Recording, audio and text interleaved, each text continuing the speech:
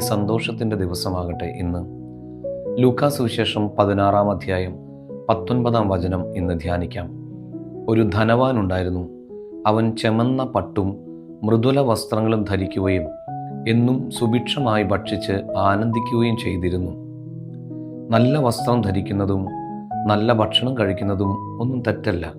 പക്ഷേ ചുറ്റുമുള്ള ആർക്കെങ്കിലും നല്ല വസ്ത്രമില്ലാതിരിക്കുകയോ നല്ല ഭക്ഷണമില്ലാതിരിക്കുകയോ ചെയ്താൽ അത് നമുക്ക് പ്രശ്നമായി തീരും.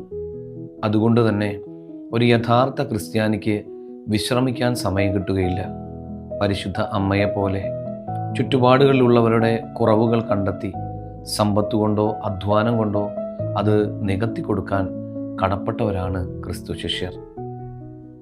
കർത്താവേ, ഞങ്ങളെപ്പോലെ തന്നെ ഞങ്ങൾക്ക് ചുറ്റുമുള്ളവരെയും സ്നേഹിക്കാനും കരുതാനുമുള്ള ഒരു കൃപ ഞങ്ങൾക്ക് എല്ലാവർക്കും തരണമേ എന്ന് പ്രാർത്ഥിക്കുന്നു.